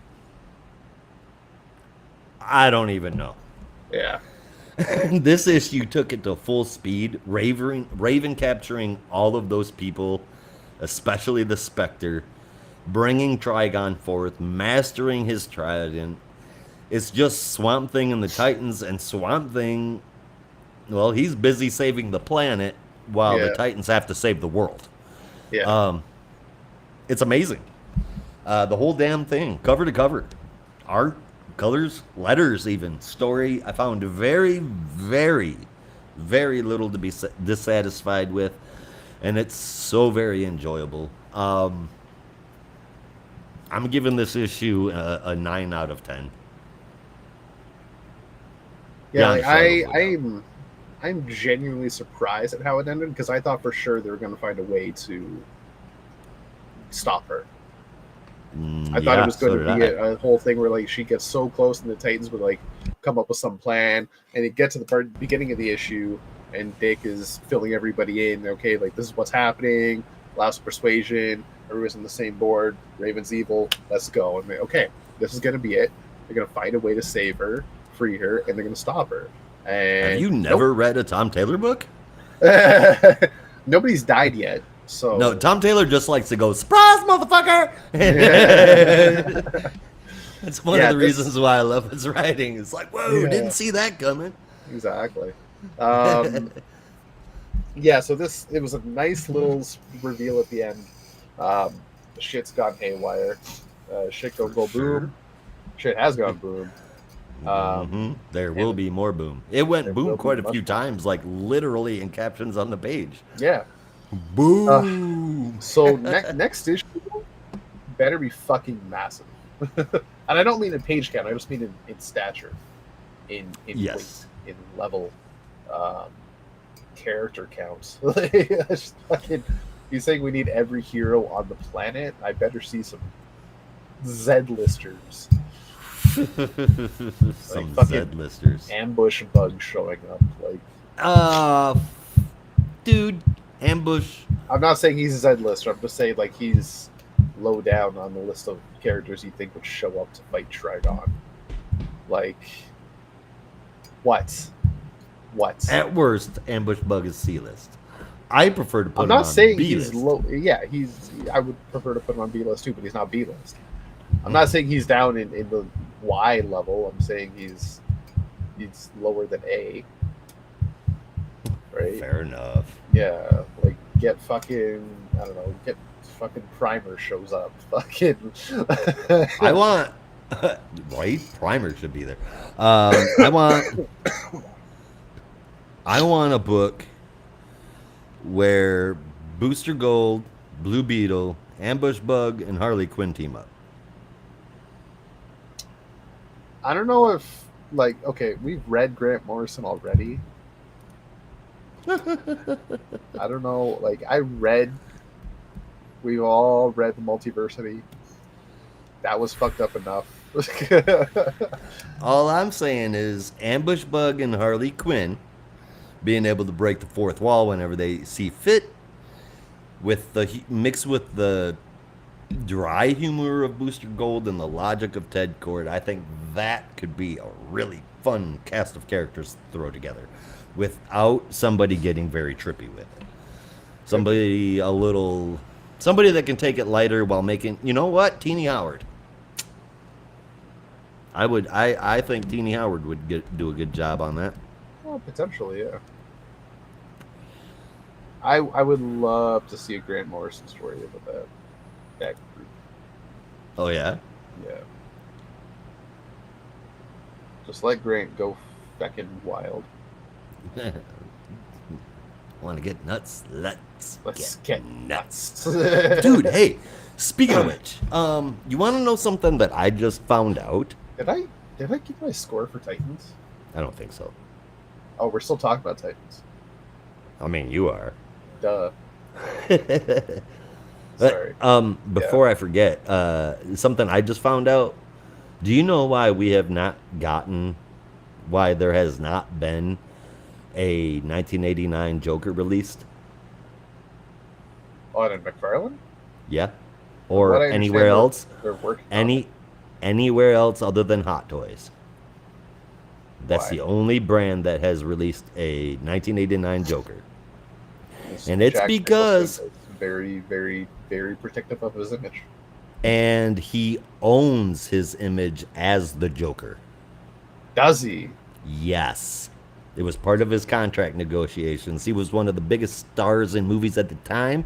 Yeah. And he walked in, said he was going to take a slightly lower cut than he normally does with the back end on movie profits, merchandising, and his likeness belonging to him. Yeah. So he has made somewhere between $80 and $90 million from that movie. Yeah. It's probably more than anybody else associated with that movie. Yeah. Or any others.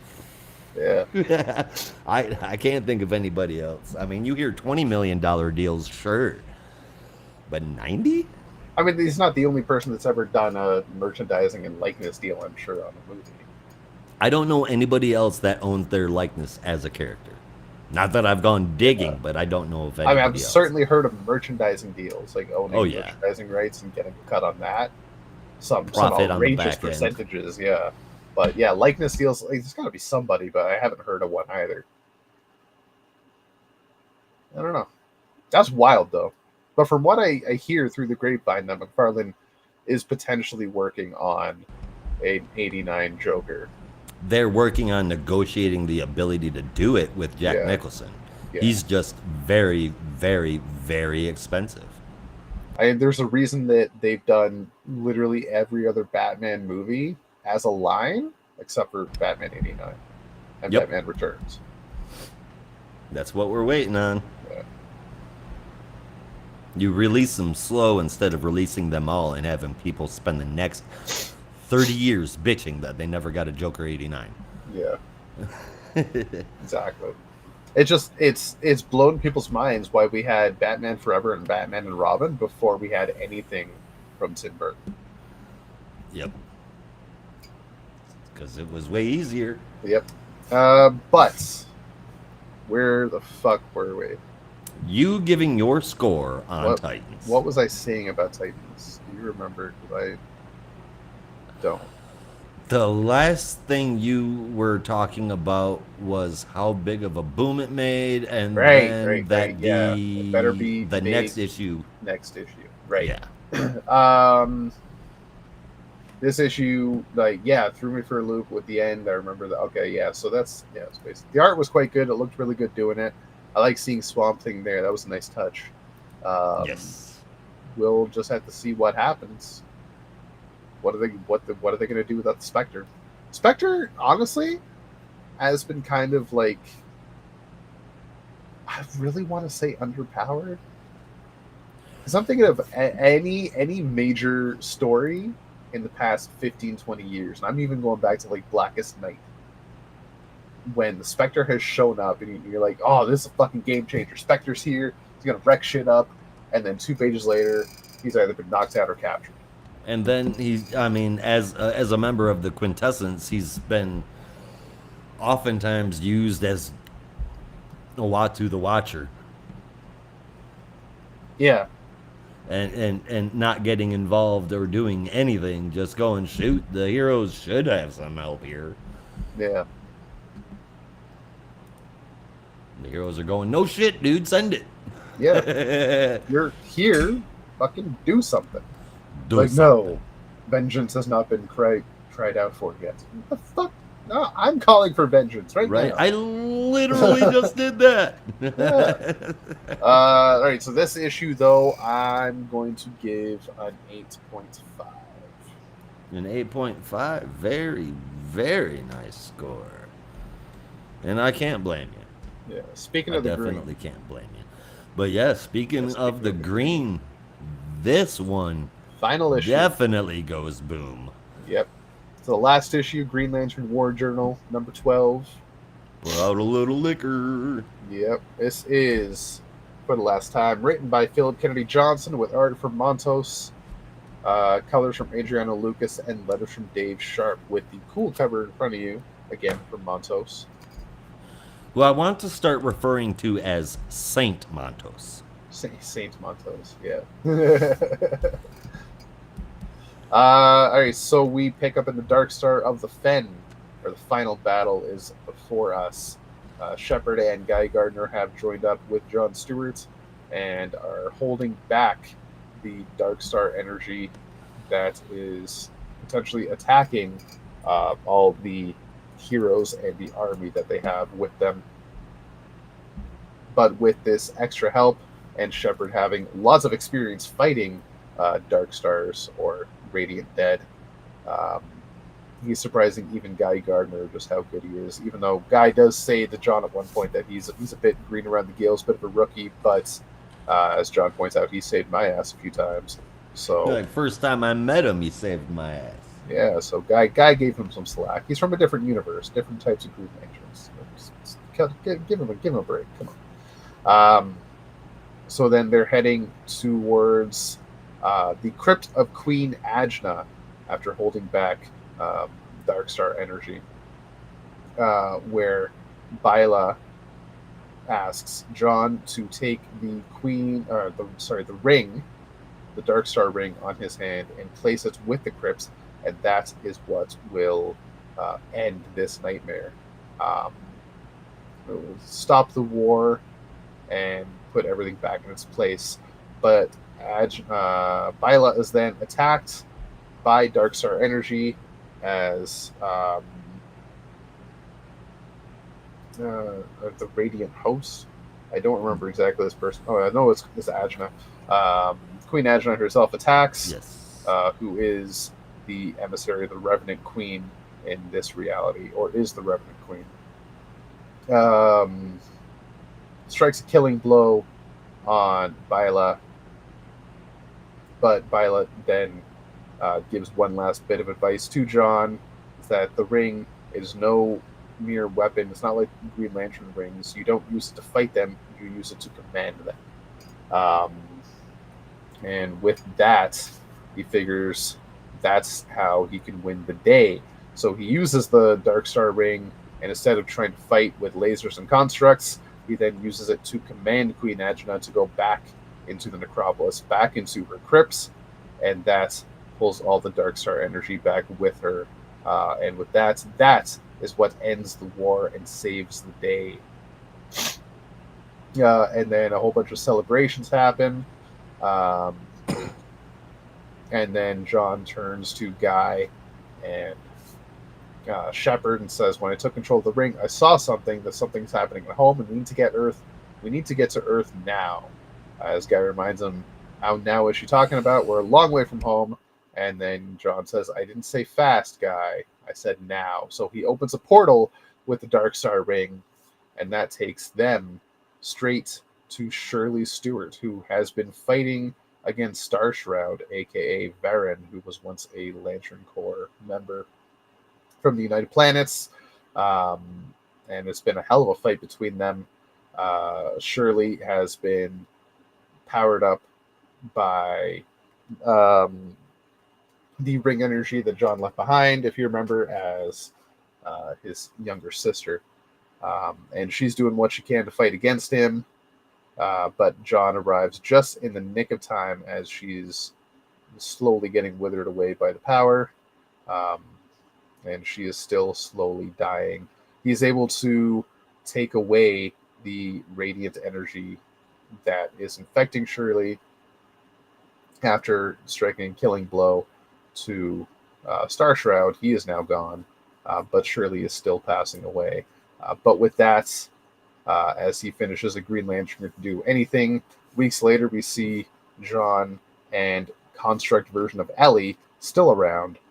John is using his ring to help build all sorts of helpful constructs. He's building a dam in Botswana at the Chobe River to help, help ebb a tide, I guess.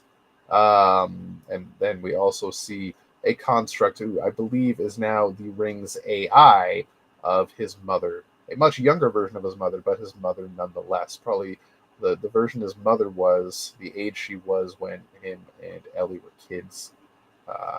And that's where the issue ends. And then we see them again in the pages of Green Lantern number 15 rather, and in Green Lantern Civil Corps coming this fall. So, interesting ending. I like it. I'm curious if John still has the Darkstar ring. I'm also seeing a theme here that you're muted, by the way. Josh, you're muted. Damn it. It didn't show it leaving him or it being taken off or anything, though, right? No. Did it almost kind of look like it was just like smoky? I almost feel like it was absorbed into his lantern ring. It's not on his hand in the last page there.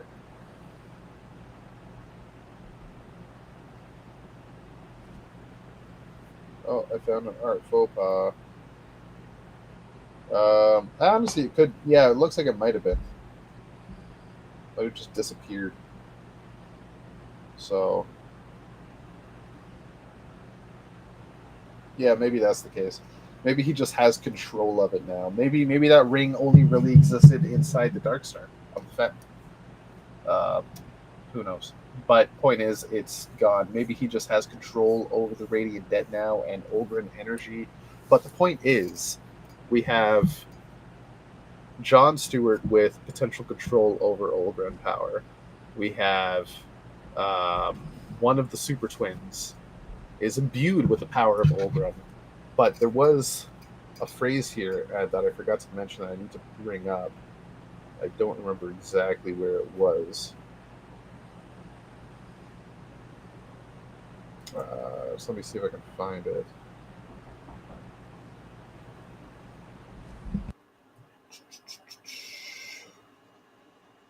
The 7 god aspects will be rejoined, and Ogryn's will writ upon the universe.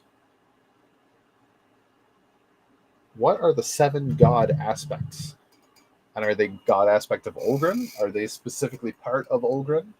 And if there are 7 god aspects, then that would be the power of Ogryn that one of the Wonder Twins has, Super Twins, and then the Dark Star ring would be a god aspect of Ogryn, I'd imagine. So there's definitely more coming.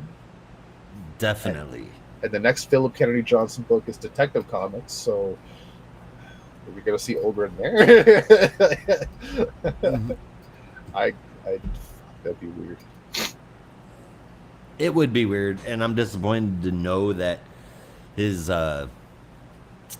next book is gonna be someone that doesn't fly, because god dang it, he kicks ass with those. Yeah, I mean, he's gonna kick ass with detective stories too, but yeah, it'll be interesting to see what he does in detective, because he's not written a story like that before. So I'm very curious, and admittedly a little excited to see what he's got in store for us. Exactly.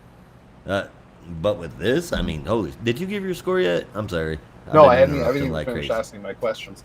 Oh shit! No, I was just like talking about Ogryn and like, okay, so like I'm still seeing pieces come together. There's still more to come. We do have a backup coming in Green Lantern, and of course the Green Lantern Civil War special to look forward to. So Philip Kennedy Johnson's not done with Jon Stewart and Green Lantern just yet. Everybody has their theories about what's going to happen with him and Jeremy Adams going forward. We know that they have some kind of plan, and there's going to be something happening, but we just don't know what yet. Honestly, I just know I'm you fucking just have stoked. to. Yeah, it's gonna be good. Yeah, it's going to be really good. This story, though, as it was, being a Jon Stewart story, was fucking phenomenal. Being a Green Lantern story was quite interesting. Not what I'd expect from a Green Lantern story, but it was quite good. It was really good still. Being a Jon Stewart story specifically was, like I said, well, I said fucking amazing, but I will say phenomenal. Honestly, if I could interject with your point there, I don't think this would have worked with any other Lantern. Well, I mean, it would have to be reworked a lot, but it was definitely made to be a Jon Stewart story more than it was a Green Lantern story. Hell yes, and I enjoyed it. So to say that it wouldn't work with any other Lantern is kind of a misnomer, because it wasn't really made to be any other Lantern. Fair enough. But yeah, I definitely agree, because it's a Jon Stewart centric story, and as part 2 of the Ogryn epic, because I definitely feel like there's more coming, and Johnson has a lot up his sleeve when it comes to Ogryn. Quite interesting, and leaves a lot of questions open while also adding some pieces to the tale. So I am all for it. Right, Glenn, I need you to message PKJ and ask him what the other 5 aspects of the god are. Yeah, and are we going to see them again? The fact that we didn't get any concrete answers on Byla, like I was thinking when I was reading this issue, I was thinking about when I tasked my theory to you guys about Byla Valk and Byla Esh being the same person. And Glenn was like, well, why don't I just go ask Philip Kennedy Johnson? I'm like, fucking do that. And then he goes and asks, and PKJ just says, kind of? So what Okay. makes me wonder, okay, so we've got Byla is where the Radiant Dead came back out of. Right? So I almost wonder if that was the kind of? Yeah, so what I'm thinking about as well is the necropolis. Like the necropolis was there, and John rebuilt the necropolis, which was where Queen Agena was housed. But the necropolis was also on Warworld, where Superman was, and the necropolis got destroyed there. Yep. Right. So was that what opened the Dark Star when the necropolis was destroyed? Is that, I guess that's what brought forth the Dark Star. But Byla, whether it was Vok or Ash, I don't remember now. I want to say it was Vok on Warworld, was also the one that turned into the giant fucking worm beast that stopped Superman from going to the necropolis, but also was like the keeper of the Flame of Olgron and like testing him to see if he could hold it. And then we see Byla Ash here with the necropolis in the Dark Star of the Fen. Dead. Right? So while it is the same person, it's also not. Like, I think what you're trying to say is like a shadow of Byla Vok. Yes. Yeah, something along those lines, yes. But the point is, this person has had two names, has appeared twice, looks practically the same, and both places knows a lot more than they're letting on. I'll agree with that 100% too. I mean, Byla Vok, if it was Byla Ash, I don't remember which one was which, on Warworld was claiming to be a Phalosian. I think that's Byla Ash. Byla Ash, okay. I think. Because I'm saying that because I feel like the one that we just met was Byla Vok. But I could be wrong. Yeah. But the one on Warworld was claiming to be a Phalosian storyteller. Yeah. And this Come one to here, think of it. Anyway, go ahead. Wasn't really claiming to be anything besides somebody that knows things. So there's a lot of mystery there, and I'm looking forward to the next time we see somebody named Byla. Right? Yeah, definitely gonna. I'm convinced there's going to be more. Philip Kennedy Johnson has a lot of story up his sleeve that he's holding on to until he can get the right moment, and I can't fucking wait. And I like 10, 15 years from now, DC is going to release an old run omnibus that just details the entire fucking run of Philip Kennedy Johnson's old run epic. I'm looking forward to this issue, though, as a John Stewart story. Phenomenal. It's a Green Lantern story. It was passable and fun. Right? Right?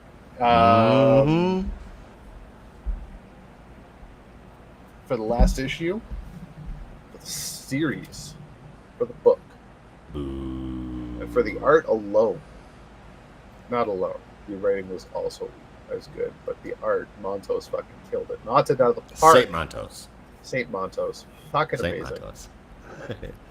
I'm giving this, excuse me, bad time to not have breath. I'm going to say 9.25. What a weird coincidence. That's also what I gave it. A 9.25 out of 10. What a fucking payoff. 12 issues, and it could not have ended any better.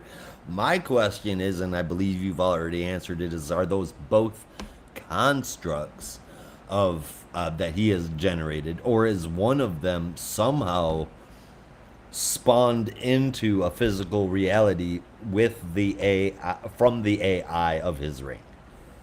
Because one looks like a construct and the other one definitely does not.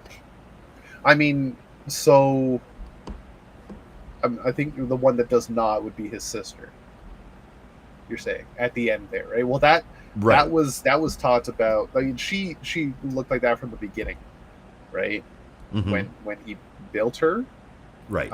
And it was even talked about in the main run with Jeremy Adams that the Green Lanterns can change the wavelength of color to make them look real. Her word bubbles were in a construct color, so she's still a construct. But I was confused about Shirley. Like when he said a Green Lantern could do anything, made me think like he's gonna somehow bring her, like heal her, bring her back to life, whatever. But it almost like at the same, like the next part we see, like she's not there.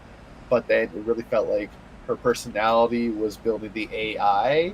So maybe that's because his ring didn't have like a real AI in it, because it was a United Planets ring. It wasn't like a real Green Lantern ring, and it didn't even belong to him. It was Varen's. Yeah, he stole it. He just took it over because his willpower is maximum. So I want to say he either took the personality of Shirley, scanned her brain, and made that the uploaded it into his ring, and made that the ring AI, or he like absorbed her body into the ring so she lives forever inside the ring. I don't know about absorbing her body, but likely. That's less fucking likely. But like taking the personality of Shirley Stewart and making that the ring AI, that I could see. So she does still realistically live forever. Agreed. Now, Shirley, I need you to listen. I need you to make sure that John pays for the premium unlimited data, or you're going to end up in a hole. I've seen everything's going to pause to the middle of that. Yeah. You're the one that told me to come watch it. It was a fucking great show. Still is. Yeah, it is. Yeah, I'm waiting for season 4. You and me both. But John having control over the Radiant Dead is awesome. Throughout this entire thing, Rob, Brandon, and I have kind of bounced it around that John is not going to be the same anymore. Now, his personality definitely is, but he's coming across as a bit more confident in himself. And in addition, now he's got this additional power to control the Radiant Dead and have them do whatever he wants. His biggest threat, he could basically say, yep, nope, like I can heal all of this and you have to listen to me. Awesome. It can lead to so many amazing storylines. I cannot wait for more. I know this is the end of the series, but there's going to be more coming, just like Rob and I were talking about before. This issue is fantastic. All 12 issues have been great, and this one was the best out of all of them. I love it. I loved the series, and I do need more, just saying.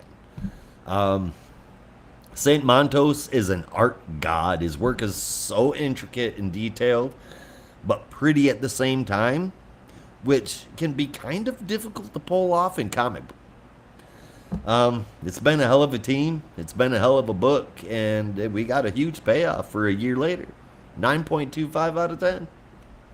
Hey, I'm still impressed that the entire run he was able to make the Radiant Dead energy look blurry enough that it looked like a printing error. Yep. And that was on purpose. Yep. And it was such a good choice. It really was. Yeah. It was excellent. It was really excellent. All right, so that's our books. That's the books. Josh and I need to lie down, so let's do our top 3 favorite moment if you had one. My top 3, pretty easy to tell. Man, I'm telling you, what a week for comics. But in third place, I gave it to Nightwing only because Titans was slightly better. And then, of course, number 1 went to Green Lantern War Journal because nothing could touch it. And as silly as it is, I tend to pull my favorite moments from dialogue, and this one isn't any different. Nightwing, Bruce to Dick, after he asked how it was being Nightwing, Bruce says, "I patrolled each night. The suit is tight, snug. Yeah. I quit twice." That shit made me giggle. I'm like, hey, Bruce is trying to grow. Yeah. He's trying to make it look like Nightwing never left. Yep. Yeah, that was cool. It seriously was. That was one of my favorite moments, but I have another one I'll use. For me, Titans number 3, Nightwing number 2, because Nightwing was slightly better. Suck it, Josh. And number 1, Green Lantern War Journal. That's without a doubt. It was an emotional ride. It was a fun ride. It was a colorful ride. I loved it. Indeed, it was. Favorite moment though for me is going to be when Guy and John are talking about Shepard at the beginning of the issue, and John lets him know just how good Shepard is. Which that also raises a question for me. What happened to Shepard? I just realized. I didn't even think about it until just now. I hope he sticks around. I really do.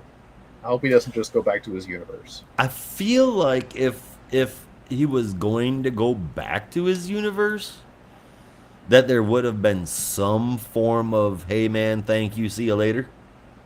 Yeah. You know what I mean? Yeah. At least I'd hope.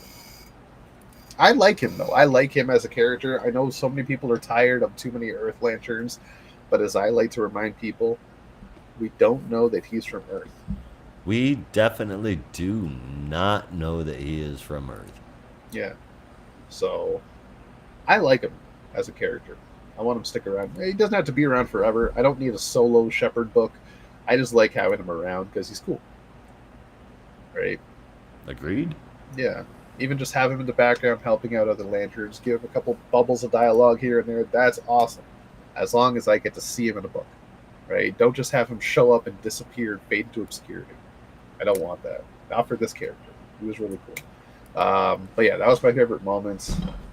That's all I can say for now about sure. Transform. I'm done. I promise. We're done. We quit. Until next week, when hell. I've met Jeff Johns, Peter Tomasi, and I'm just gonna say so fucking much. Yeah, so clear your calendars, kids, because he ain't gonna shut up for a while. Hopefully, we don't have a lot of books next week, so I can just take half the show. Well, why don't you take a look at our list? I'm going to. Right now. Shit. Wrong button. Yeah. Alright, next week we have 1, 2, 3, 4 books. Well, look at that. Like, total? Yeah. I mean, there's going to be some honorable mentions, but that's the ones we're covering. Wowza. Yeah, which includes Detective Comics, Green Arrow, The Flash, and Task Force 7. Right on. We could talk about 0 Hour 30th Anniversary Special, but we'll see how that goes first. We'll see how that goes first, indeed. Yeah. All right, then. All right, then. All right, thank you, everybody, for watching. I want to invite you to come on in, join the Geek Matrix, show us a little bit of support either by liking, subscribing, just coming and joining our Discord and hanging out and BSing with us. It is or free debating now. with us. It is completely free to join. It's completely free to like and subscribe. So go ahead and do that. Get in here, talk DC Comics, Marvel Comics. Hell, if you're a Oni Press fan, we've got plenty of those in here. Yep. And video games, wrestling, obviously. All kinds of stuff. Music, random stuff. All the time. Yeah. So, thank you for watching. Come and visit us. We will be back next week covering all of DC's weekly releases. 4 of them. Same geek time, same geek channel, and that is the show. We're getting out of here, so you'll have to as well. And be careful out there. Remember, in the Geek Matrix, everybody has a home. In the Geek Matrix,